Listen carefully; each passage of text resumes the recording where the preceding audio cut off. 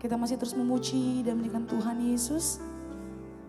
Saatnya kita akan mendengarkan firman Tuhan Bapak Ibu. Saya percaya setiap kita pasti diberkati hari ini, amin. Haleluya. Kita punya Tuhan yang selalu setia, menolong, menjaga kehidupan kita. Yang percaya katakan amin. Oleh sebab itu mari bersama-sama kita tetap memilih percaya kepada penolong yang setia. Haleluya.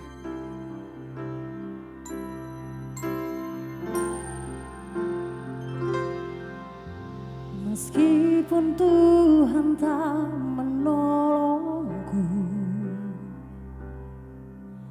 meskipun duri dalam dagingku, ku tetap memilih untuk percaya dan mengucap syukur.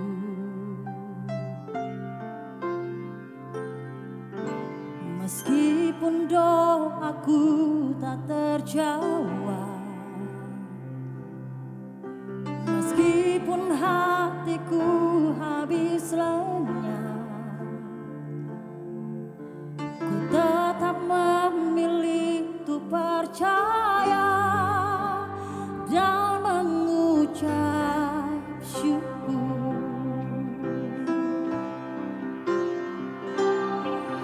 Berkali-kali kau menolong, berkali-kali kau kuatkan. Dalam rasa sakit Engkau ada, Yesus setia.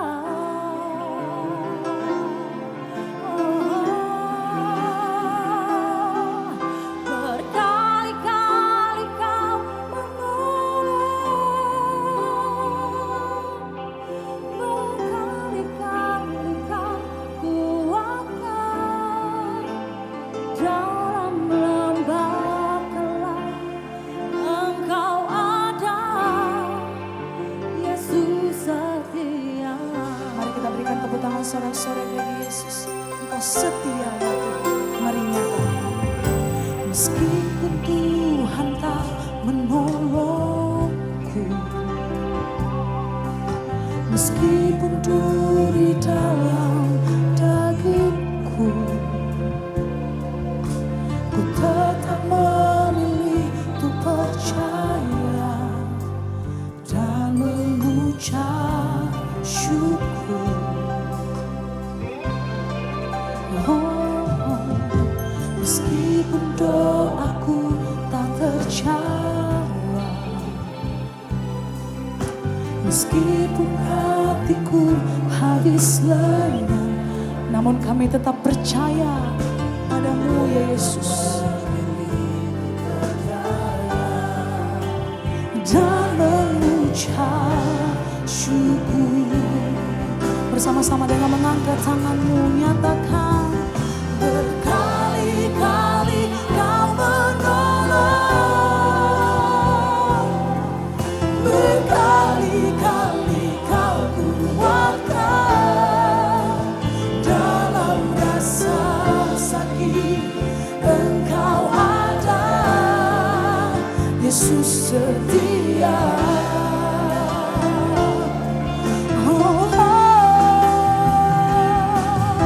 Berkali-kali kau menolong, berkali-kali kau kuatkan. Dalam lembah kelam Engkau ada, Yesus setia. Mari bersama-sama bawa imanmu dengan tertuju kepada Yesus. Dia penolong sejati. Selama-lamanya kami taruh pengharapan kami di dalam tangan-Mu ya Tuhan. Dan Engkau yang memberikan kekuatan, pertolongan senantiasa. Yes Lord, Engkau setia.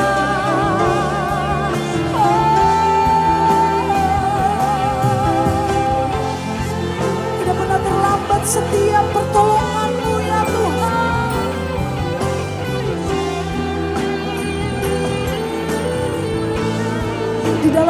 kekelaman, ada tangan Tuhan yang menopang setiap kami. Mari bersama-sama nyatakan dengan imanmu, berkali-kali kau menolongku.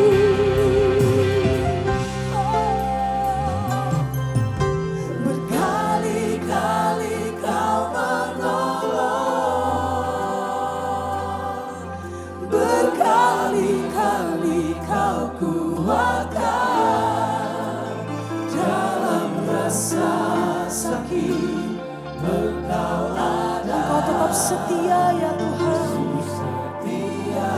Mari jemaat Tuhan saja dengan penyerahanmu, mari nyatakan berkali.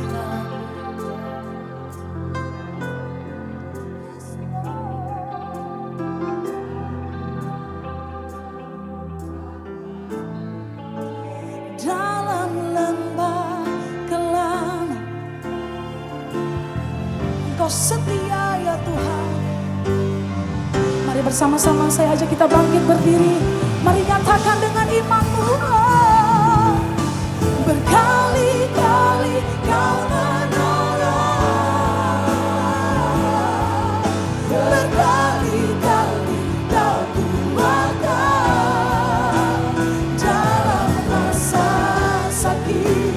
Engkau ada, Yesus setia.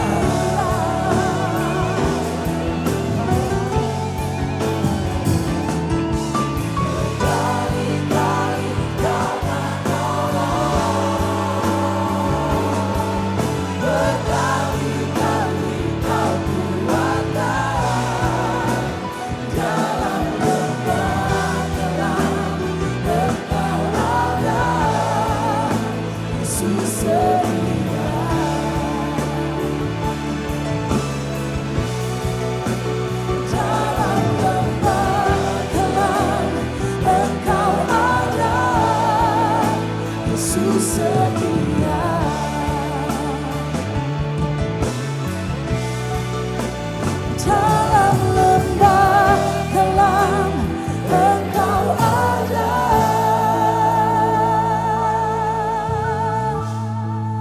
Yesus setia.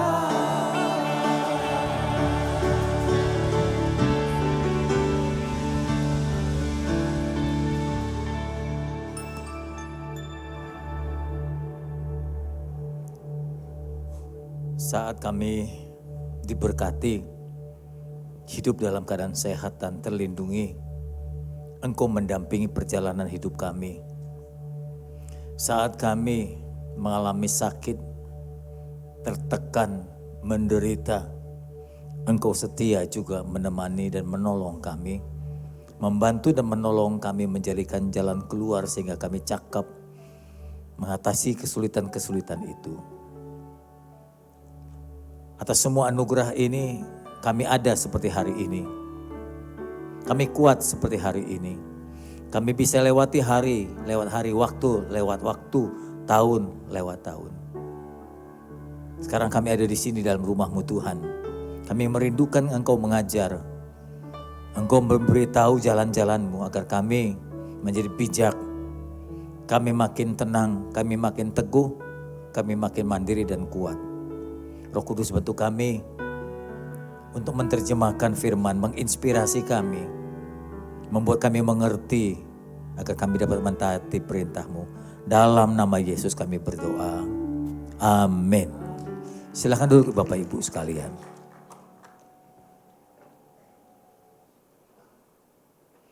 Tadi pagi saya memberikan tema firman Tuhan, setia, berjalan terus bersama dengan Tuhan. Dan saya sedikit menyinggung cara Tuhan bekerja menolong kita. Sekarang lebih dalam lagi. Menyambung dari khotbah tadi pagi adalah bagaimana Tuhan terlibat menolong kita. Bagaimana cara Tuhan bekerja menolong umatnya dan anak-anaknya. Ada yang dibiarkan, ada yang tolong langsung, ada yang tunggu, ada yang suruh bekerja, ada yang dibiarkan sampai dia ganti kembali. Ini semua hasil dari pengamatan di Alkitab. Saya memberikan tema firman Tuhan, intervensi dan keterlibatan Tuhan dalam hidup kita. Kita sudah berada di tahun 2026, minggu kedua. Nggak ada yang baru. Ya, nggak ada yang baru. Bahkan istri pun tetap yang lama kan? Nggak ada yang baru, walaupun disebut tahun baru. Dunia antusias sekali ketika menghadapi tahun baru. Persiapannya begitu gigih, mengeluarkan biaya banyak. Ibu bapak sudah tahu lah, termasuk Jakarta. Membiayai pesta kembang api saja perlu uang ratusan juta bahkan miliaran. Tetapi setelah memasuki tahun yang baru, tahun demi tahun sama saja. Kehidupan sama, nggak ada perubahan banyak. Kalau tuh ada perubahan ya sebetulnya itu timbul tenggelam, yang lama kembali lagi yang baru. Seperti pengkhotbah mengatakan dalam hidup ini nggak ada yang baru. Kalau orang berkata itu baru, sebetulnya dulu sudah ada. Gitu. Contoh aja seperti rambut, ibu-ibu kan gandrung dengan rambut. Nih rambut baru nih, kayak model Demi Moore. Dulu mak saya begitu, potong rambut pendek semua. Ya. Oh rambutnya panjang, disemir. Dulu juga orang-orang di Eropa, kerajaan-kerajaan Romawi juga sering menyemir kulit, menyemir rambut. Ya, bahkan beberapa lelaki kaisar pun menyemir rambutnya.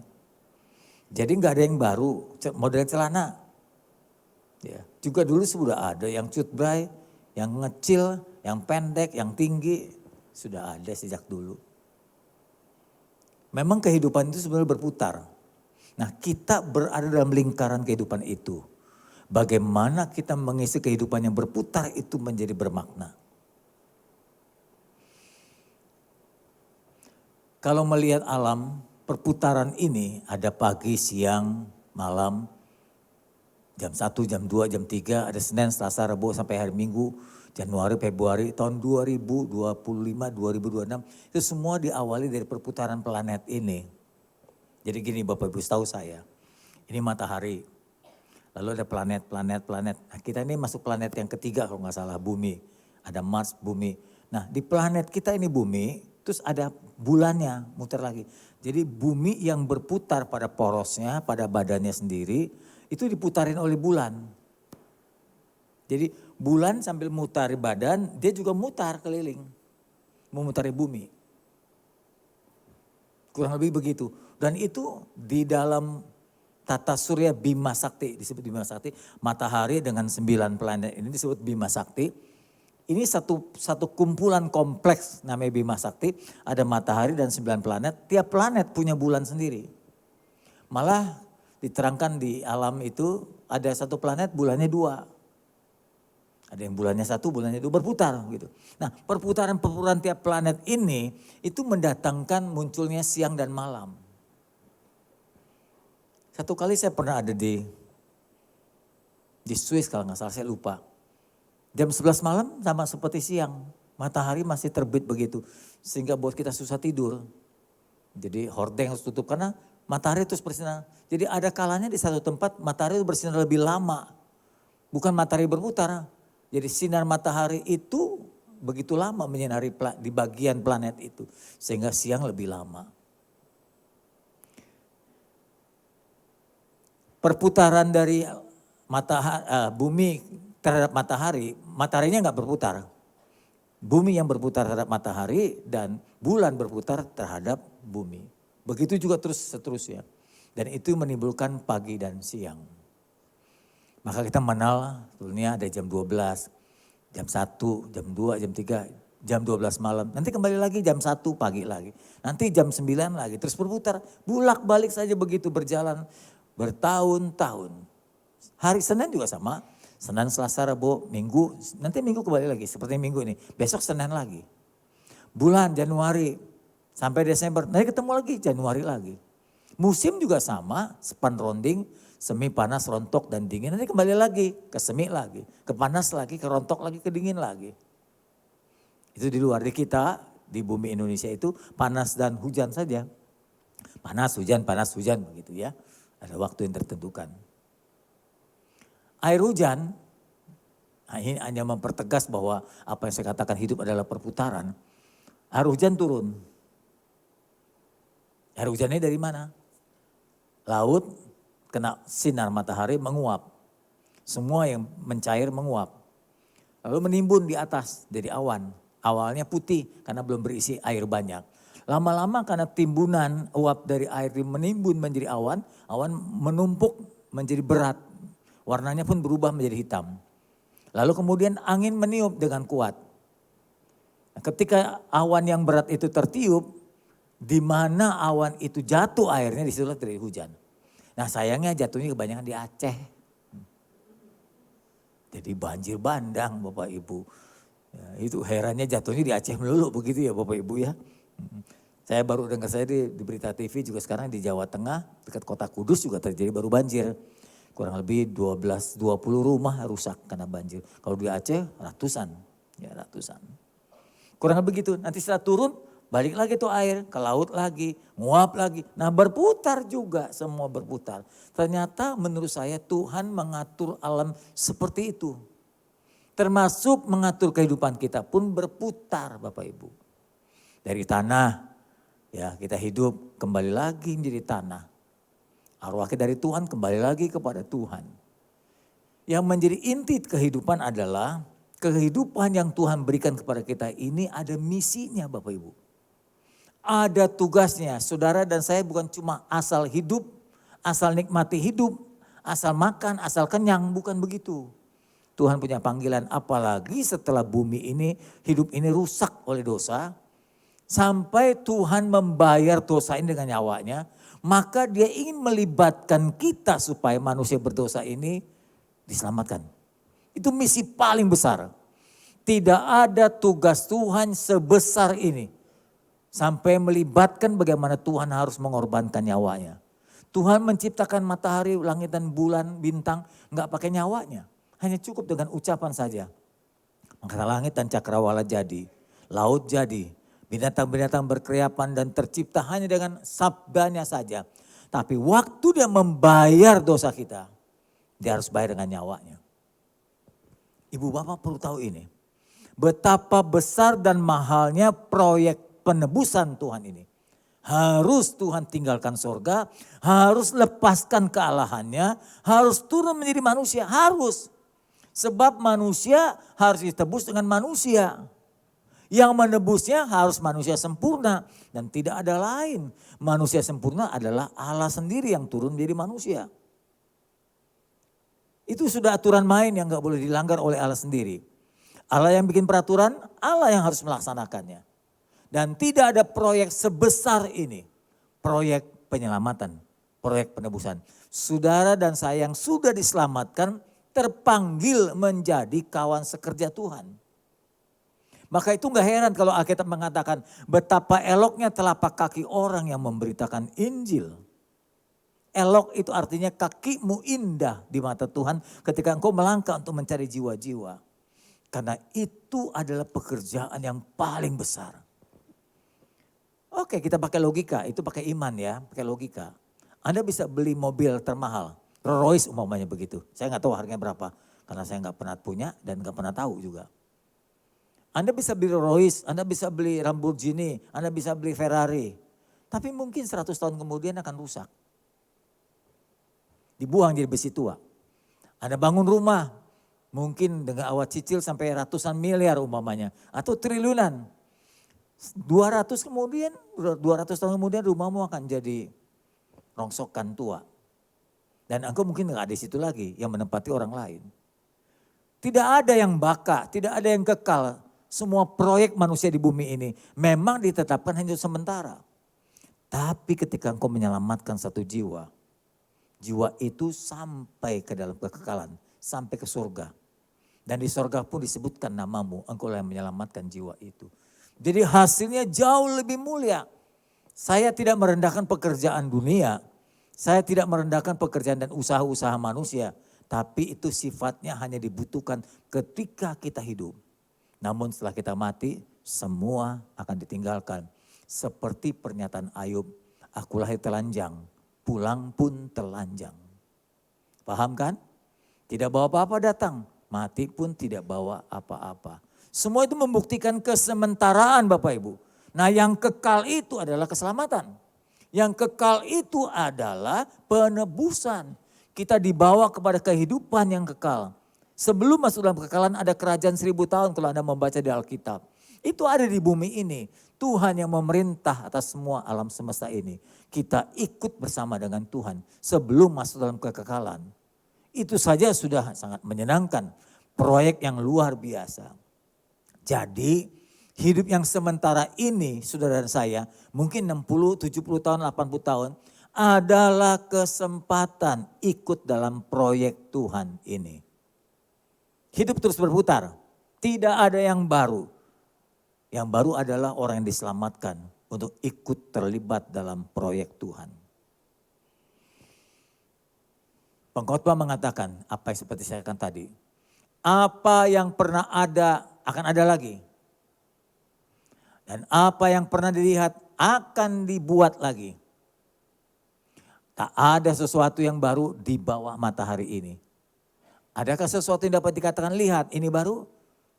Tetapi itu sudah ada dulu, lama sebelum kita ada.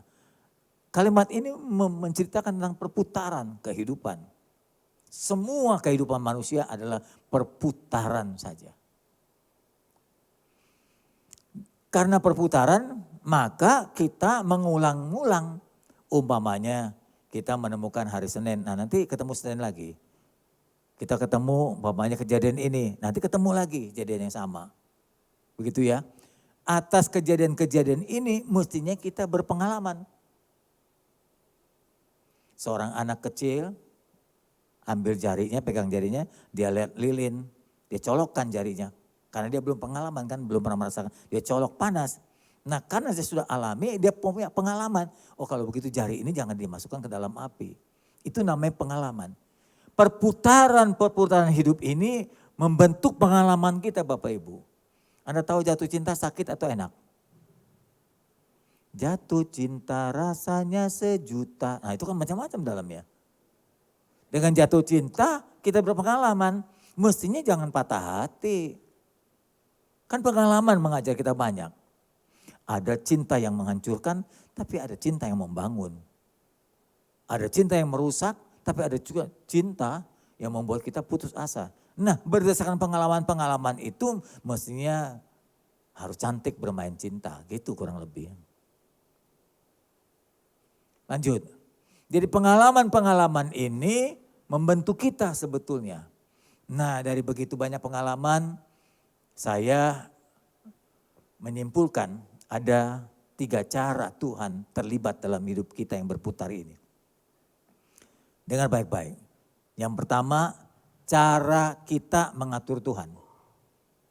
Kalau kita punya kesulitan, kalau kita sakit, kalau kita susah, kalau kita tertekan, kita cenderung suka mengatur Tuhan. Kita minta Tuhan harus begini, harus begitu. Tuhan minta Tuhan harus begini-begini. Jadi kita yang atur Tuhan. Seakan-akan kita bosnya Tuhan. Bahasanya sederhana. Bahasanya bahasa rohani, saya klaim gitu. Tahu klaim? Yang buat cekrek-cekrek itu loh, itu klaim. Artinya dikunci lah Tuhan. Tidak bisa berbuat lain kecuali yang saya mau ini. Itu namanya klaim bahasa saya. Saya klaim Tuhan ya, harus begini ya. Karena pertanyaannya, kita yang ngatur Tuhan atau Tuhan yang mengatur kita? Jadi kecenderungan pada saat kita mengalami kesulitan, kita yang mengatur Tuhan bagaimana Tuhan menolong kita. Kita ingin supaya Tuhan cepat-cepat tolong, cepat-cepat sembuhkan, cepat-cepat buat saya sukses. Padahal sukses itu harus meniti, nggak mendadak jadi kaya, jadi besar, jadi hebat. Enggak. Jadi hamba Tuhan juga meniti ibu bapak. Dari awal, dari kita nggak dikenal sampai kita nggak dikenal lagi udah. Cepat-cepat dapat solusi. Kalau jalan buntu, cepat-cepat berhasil, cepat-cepat laku, cepat-cepat laris. Itu maunya kita. Tapi Tuhan bilang, enggak baik begitu. Enggak baik. Enggak baik. Jadi kita ingin Tuhan langsung menolong. Itu maunya kita. Ya, kita mau Tuhan, ayo cepat intervensi Tuhan. Terlibat dong Tuhan ya, tolong ya, saya udah doa nih, udah puasa nih gitu.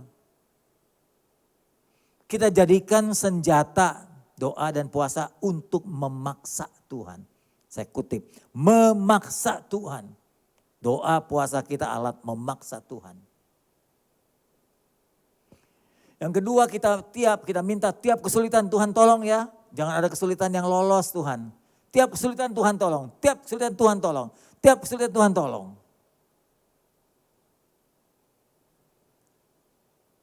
Kalau saudara jadi orang tua, tiap kesulitan anakmu engkau tolong enggak? Tiap permintaan anakmu engkau berikan enggak? Tiap permintaan anak engkau kabulkan enggak? Kalau saya sih enggak.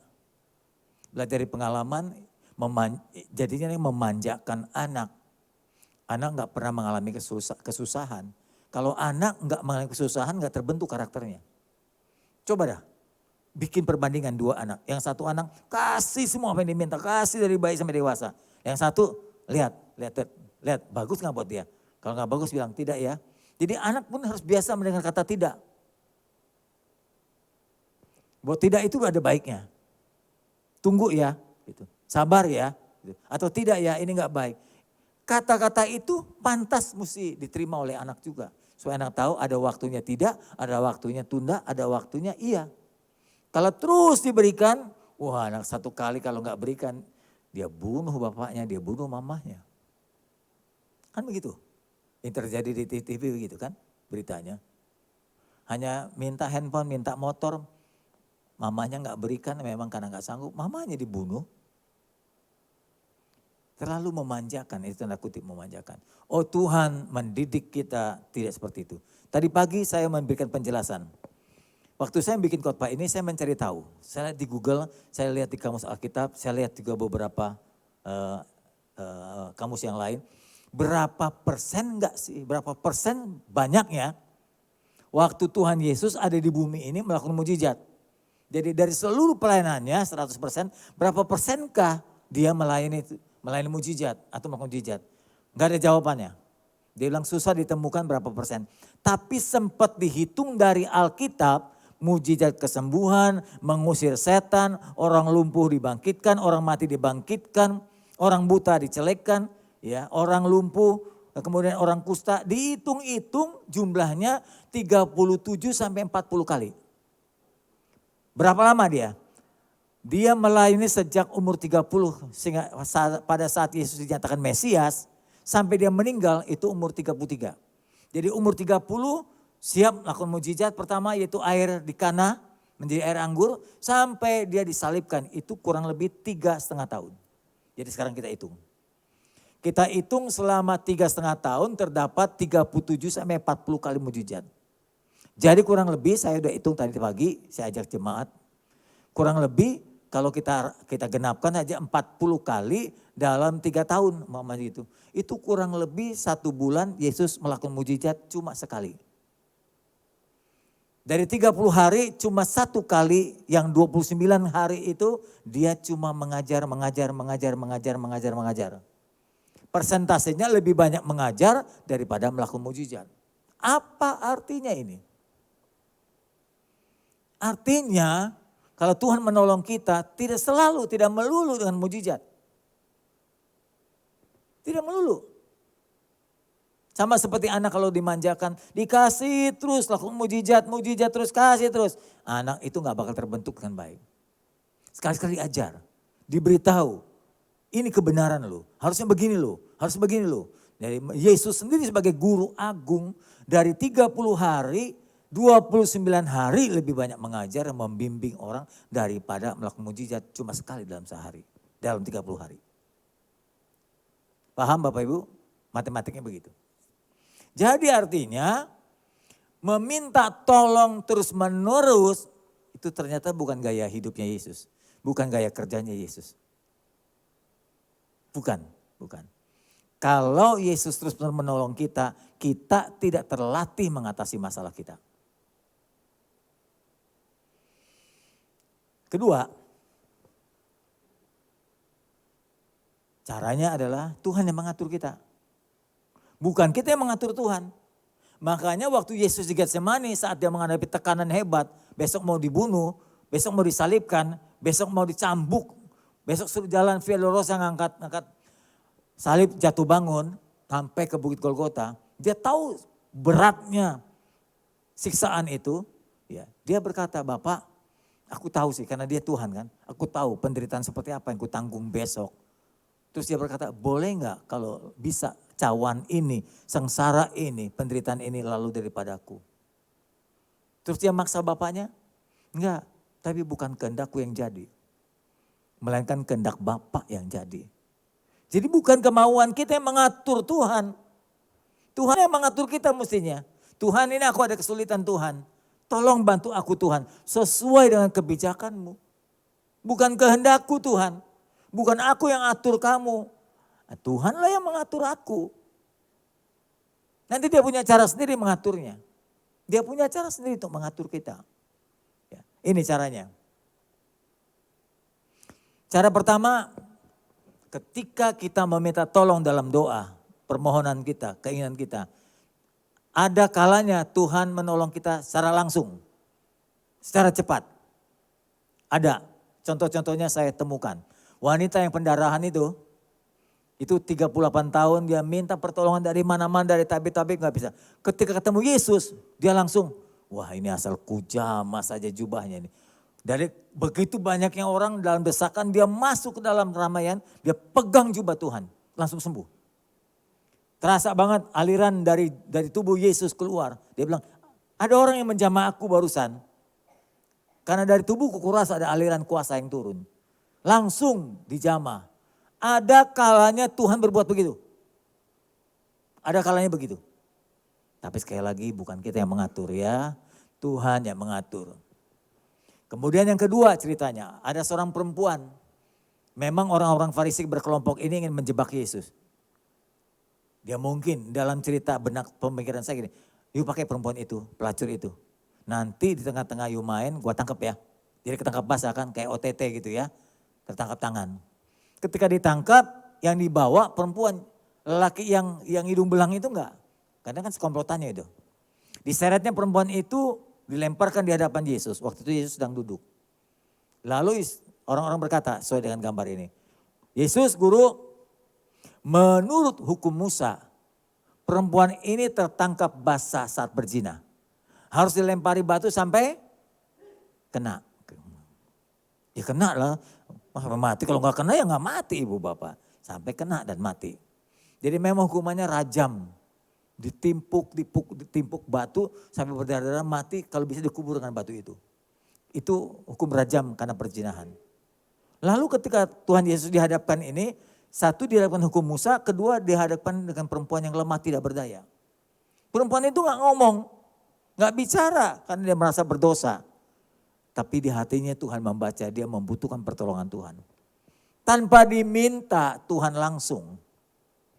Perkataannya apa? Jika ada orang yang tidak pernah berdosa, silakan lempari perempuan dengan batu. Andaikan ada perempuan di sini ketangkap basah dilempar, diseret, dilempar di depan mimbar. Lalu Anda itu seperti orang Farisi berkata, Pak Samuel, menurut hukum Musa, perempuan ini selempari batu sampai mati. Lalu saya berkata kepada saudara, adakah di antara saudara yang tidak pernah berbuat dosa, lempari perempuan dengan batu? Ada gak coba angkat tangan? Nah gak ada kan? Itulah cara Tuhan menolong. Langsung.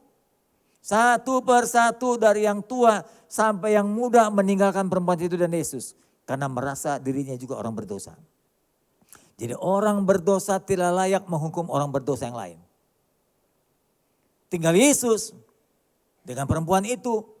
Yesus tidak pernah berbuat dosa. Jadi seharusnya Yesus pantas menghukum perempuan ini. Karena dia gak berdosa. Tapi Yesus berkata, hai perempuan, di mana orang-orang itu yang ingin menghukummu? Tidak ada Tuhan. Aku pun tidak menghukum kamu. Pergilah dan jangan berbuat dosa lagi. Itulah cara Tuhan menolong secara langsung. Contoh kedua. Contoh ketiga, anak dinain. Anak itu sudah dibopong, dibawa kerudung kematian. Mau dibawa, ada juga yang di rumah. Ya, ibunya menangis begitu rupa. Kemudian Tuhan menjamah dan menyembuhkannya, membangkitkannya. Di lapangan rumput yang luas dan 5.000 orang laki-laki kelaparan. Ikut Yesus berbondong-bondong tanpa membawa makanan. Sampai di tempat tertentu sudah menjelang sore. Yesus berkata kepada murid-muridnya Filipus, mereka ini lapar. Sampai seperti domba tak tergembala. Berikan mereka makan. Filipus bilang, andaikan kita punya uang pun, kita gak bakal bisa beli roti sebanyak ini pada waktu yang cepat. Jadi uang gak punya, roti gak ada, tempatnya jauh dari kota. Gimana mau beri mereka makan? Saat itulah Tuhan memberikan pertolongan langsung. Dengan caranya sendiri. Seorang anak kecil membeli 5 roti dan 2 ekor ikan. Di tangan Tuhan dimampukan untuk memberikan makan 5.000 orang. Sampai kenyang dan tersisa 12 bakul. Nah inilah cara-cara Tuhan menolong secara langsung. Tapi bukan kita yang mengatur. Tuhan yang mengatur. Kedua, ada cara Tuhan yang lain. Jadi kalau nanti Anda menemui kesulitan, satu cara enggak ada, cara lain coba pikirkan. Coba gumuli. Cara yang kedua adalah, seperti tadi pagi saya berkata, saya mengenal teologi kerjasama. Kalau kerjasama kan ada 2 orang bekerja, minimal 2 orang. Ada satu, si A dan si B. Namanya kerjasama, kamu kerjakan bagian kamu ya, saya kerjakan bagian kita, bagian saya. Nanti kita kerjasama supaya menghasilkan sesuatu yang baik. Itu namanya kerjasama. Kerjasama pun butuh kesepakatan. Bagian seberapa kamu kerjakan, bagian seberapa saya kerjakan. Dengan baik-baik kerjasama kita dengan Tuhan begini. Kita kerjakan bagian kita, Tuhan kerjakan bagian Tuhan. Satu. Kedua, kita tidak bisa mengambil pekerjaan bagian Tuhan. Kita nggak bisa lakukan mujizat. Kita nggak bisa, itu bagian Tuhan. Tuhan pun sekalipun bisa tidak mau mengambil bagian kita. Dia nggak bilang gini, udahlah semua biar aku kata Tuhan yang ambil semuanya dah. Kamu tidur aja, kamu doa aja. Nggak gitu. Nggak gitu.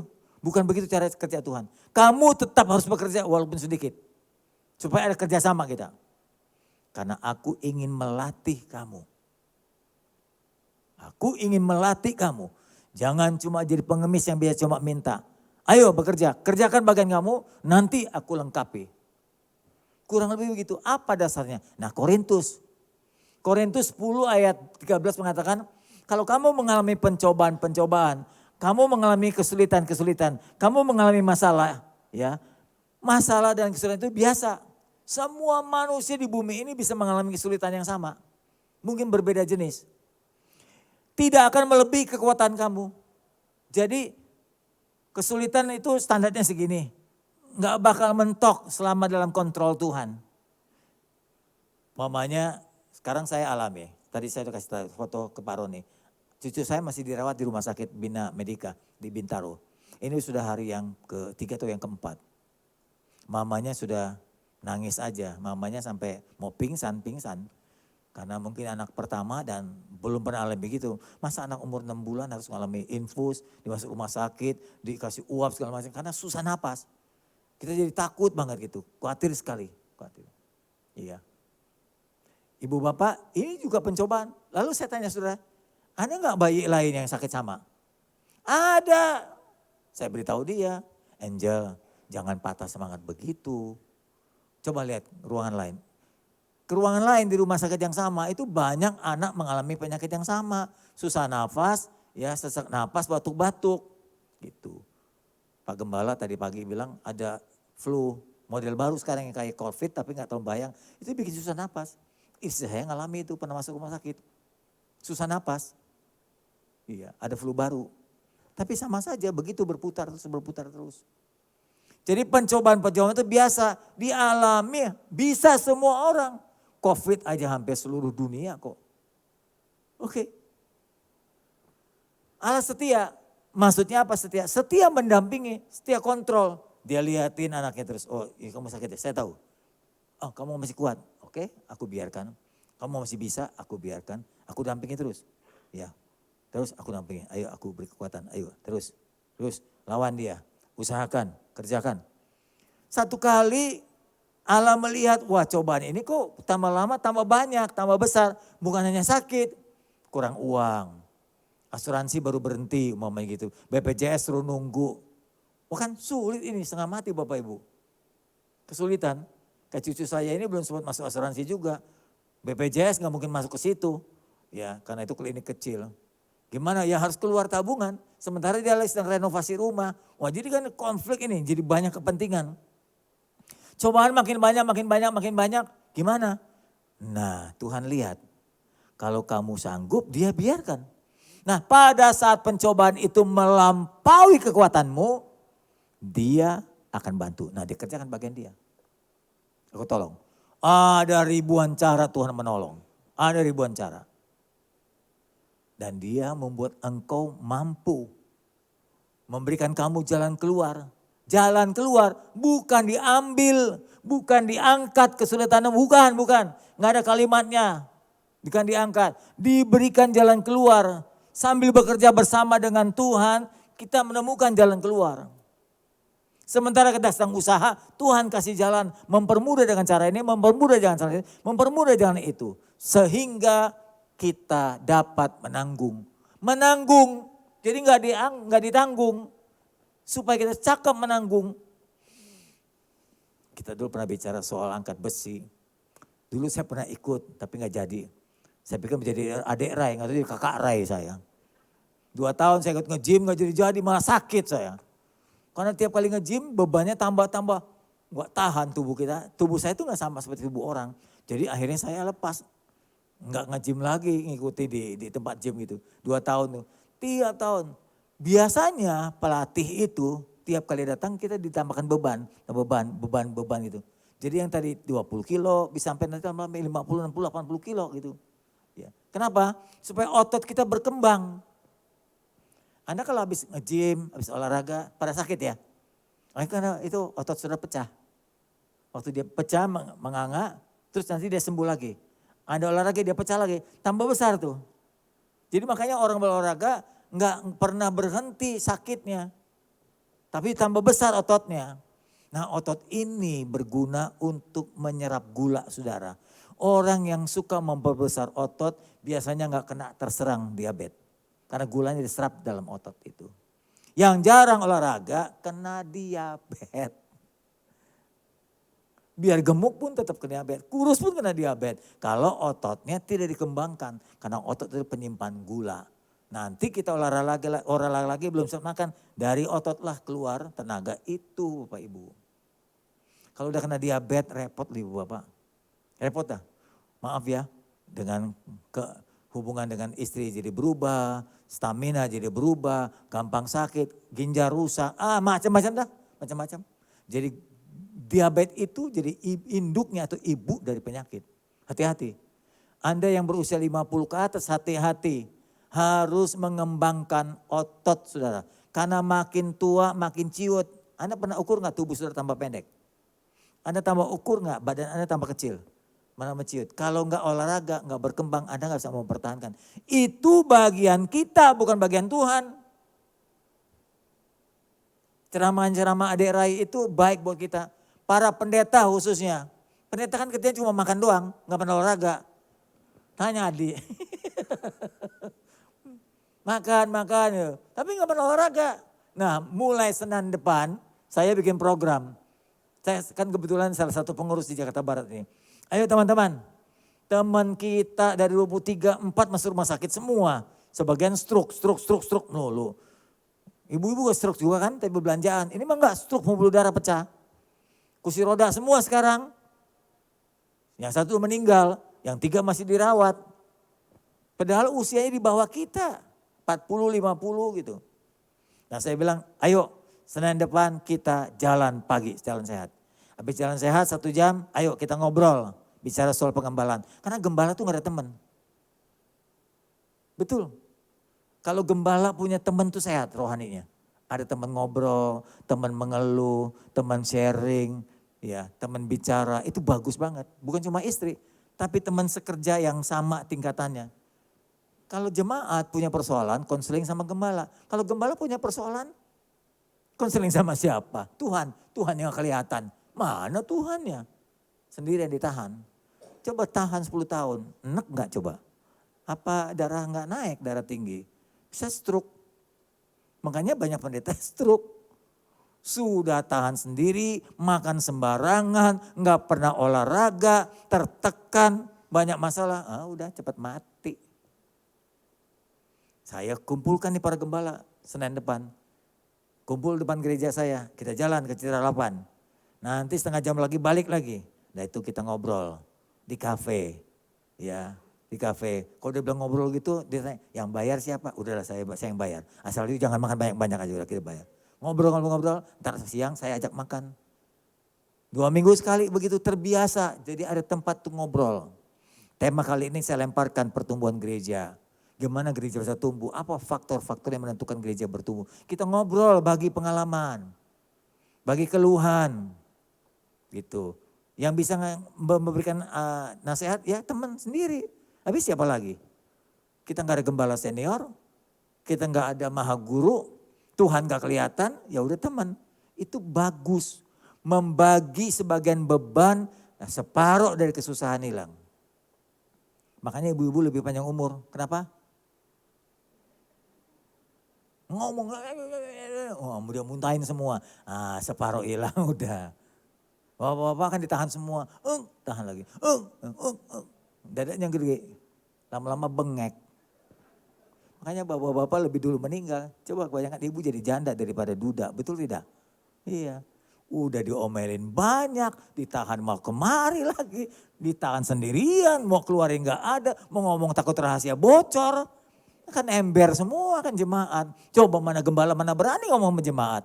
Tadi mimbar gak berani ngomong lagi, gak berani khotbah. Mau gembala kan gini, susah kan. Nah itu sarana, itu bagian kita.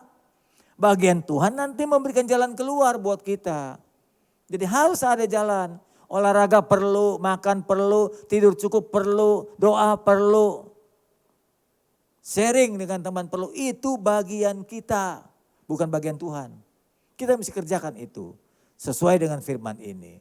Nah nanti lihat ya. Kalau pencobaan itu biasa ya Tuhan kontrol aja. Saya kasih gambaran cuma terlalu sederhana. Dia kontrol aja lihat. Oh anakku bisa semuanya, oke. Gitu. Saya juga lihat anak-anak saya kalau kerjaan PR. Anak saya kan ada kuliah kedokteran.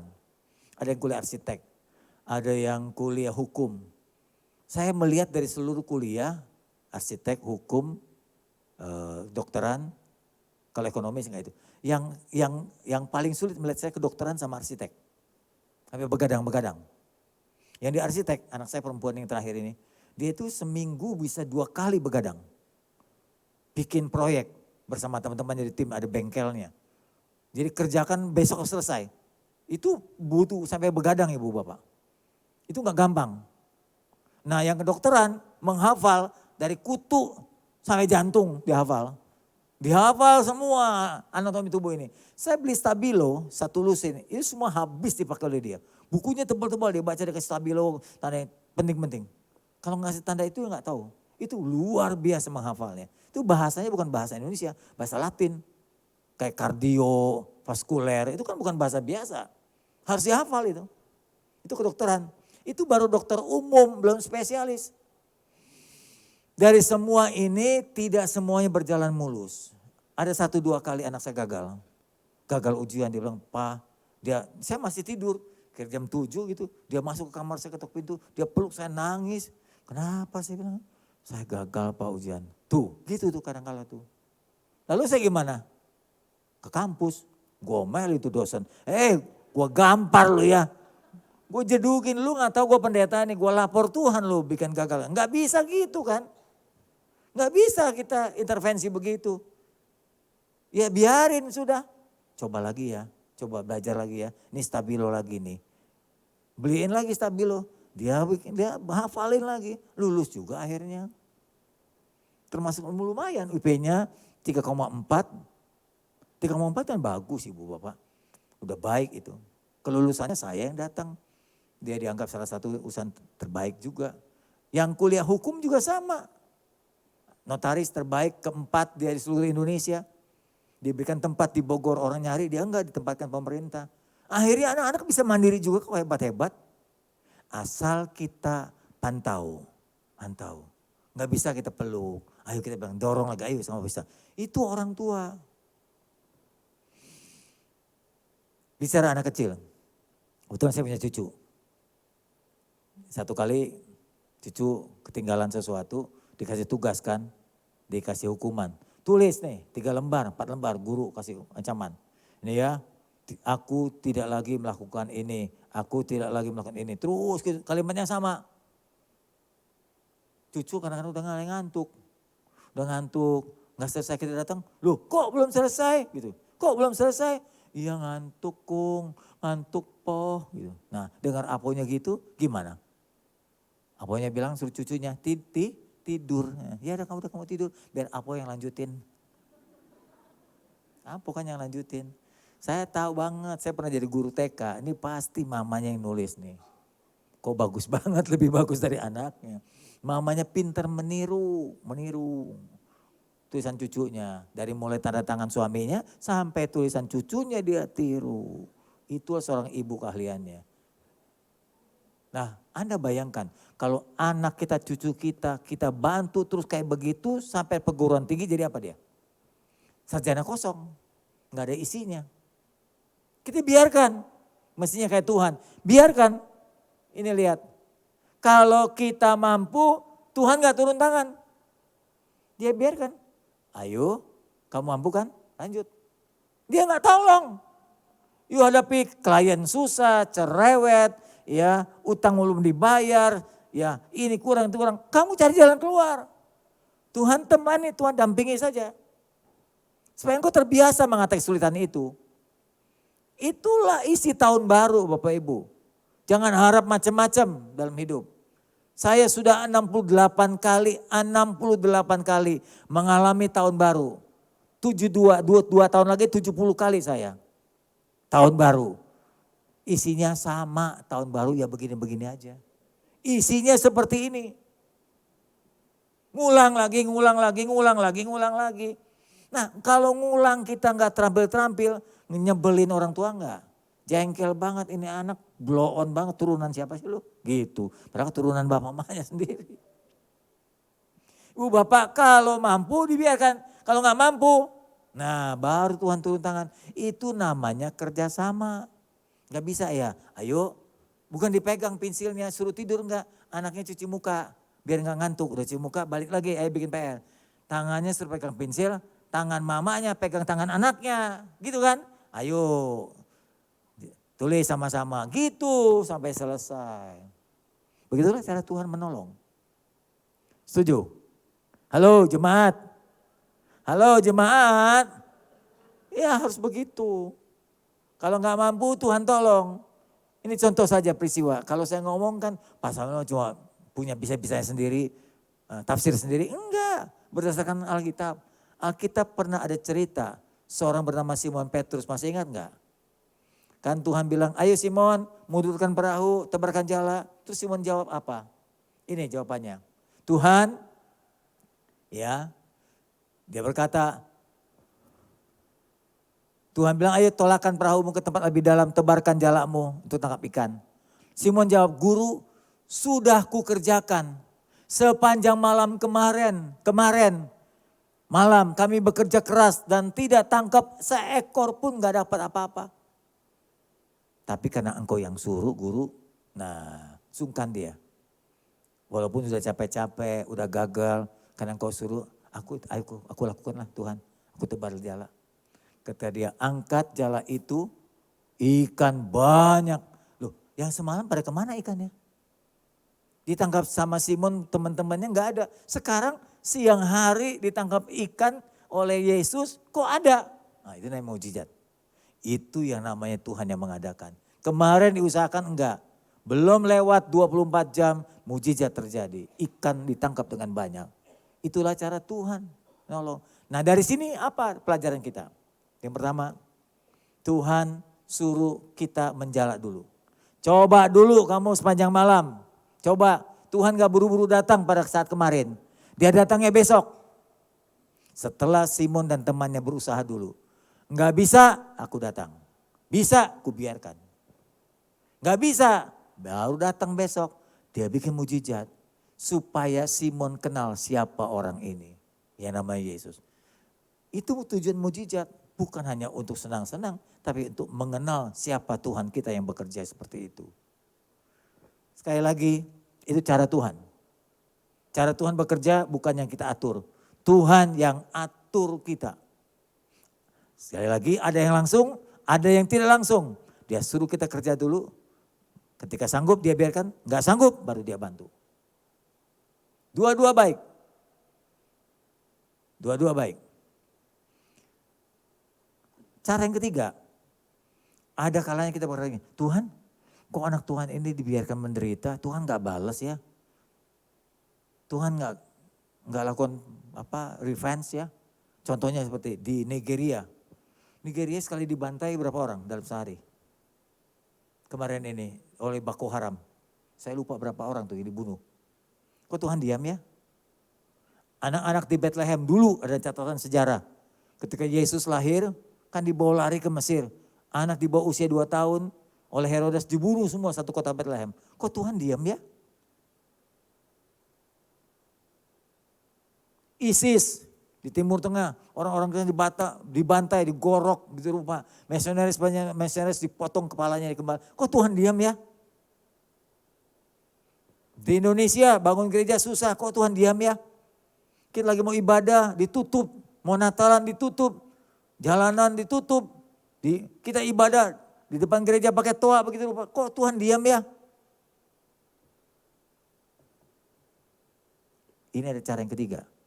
Tuhan diamkan awalnya. Terjadi sesuatu, iya oke. Tuhan izinkan. Tuhan izinkan perampokan, Tuhan izinkan maling, Tuhan izinkan korupsi, Tuhan izinkan bencana keserakahan. Itu yang di Aceh itu kan penggundulan itu akibat keserakahan. Pengusaha-pengusaha tebang tanpa harus menanam lagi, gundul.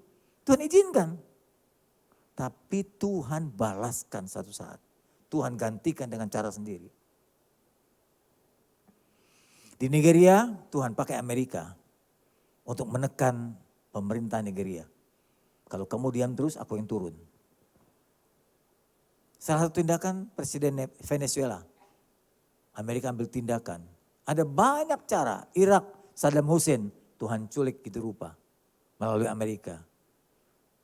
Kemudian Twin Tower, Tuhan izinkan terjadi.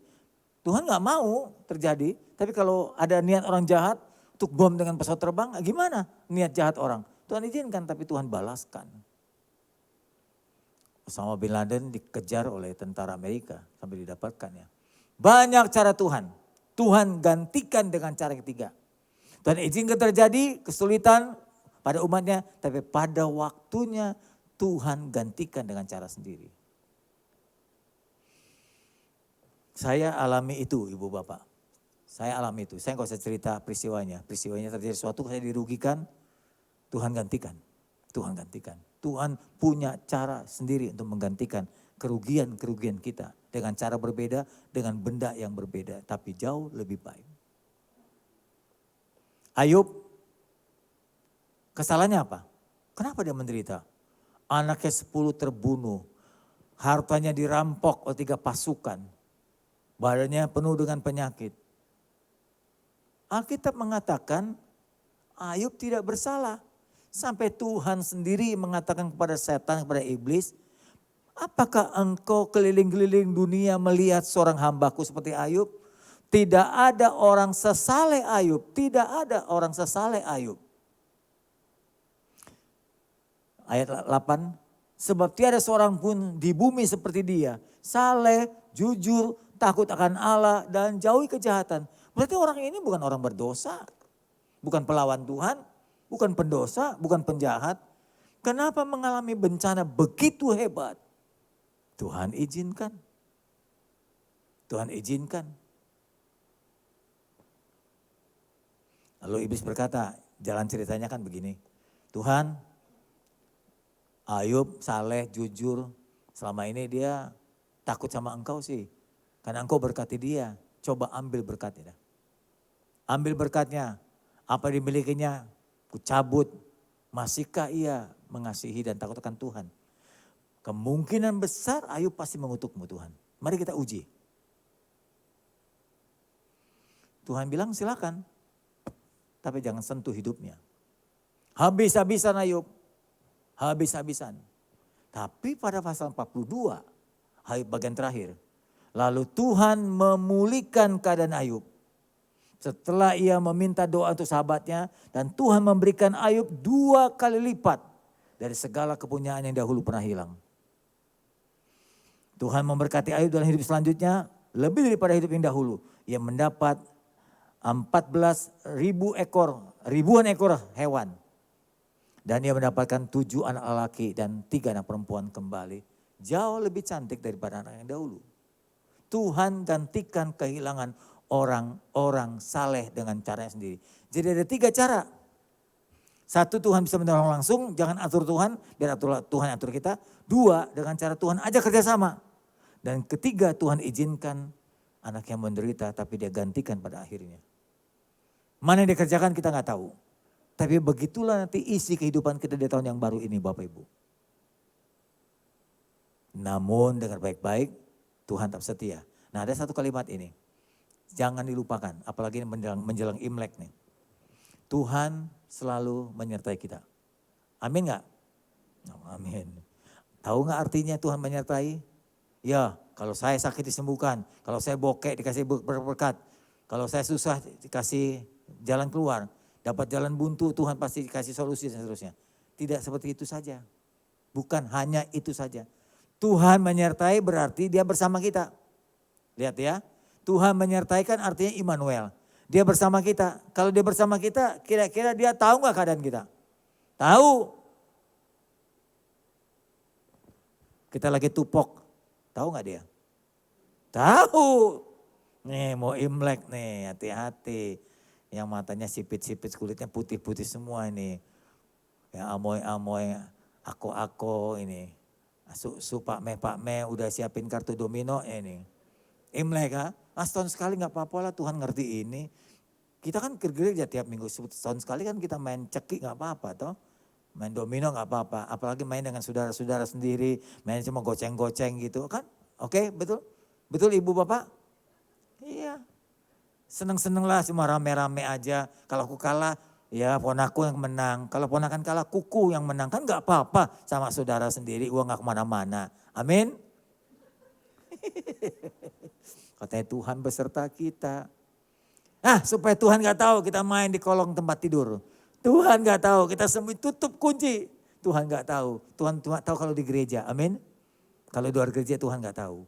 Oh gak gitu Bapak Ibu. Kalau Tuhan minta menyertai kita, kita minta ditolong. Dia menemani kita dan dia tahu apa yang kita buat. Dia tahu pikiran kita, dia tahu perbuatan kita, dia tahu rencana kita belum buat saja. Kita masih mikir, dia udah tahu. Dia udah tahu. Jadi kalau mau disertai Tuhan, mau beruntung dan berhasil, ingat baik-baik. Dia menyertai kita dengan persyaratan hiduplah benar, hiduplah kudus. Jangan menyimpang ke kiri atau ke kanan. Tuhan berkati, mari kita berdoa. Kita naikkan pujian tadi, berkali-kali Tuhan menolong, berkali-kali Tuhan membela kita. Sekali nyanyian ini kita akan berdoa.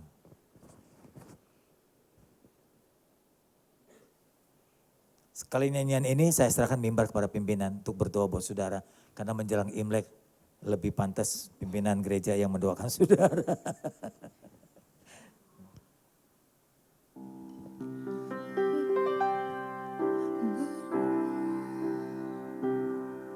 Berkali-kali kau menolong, berkali-kali kau kuatkan dalam rasa sakit.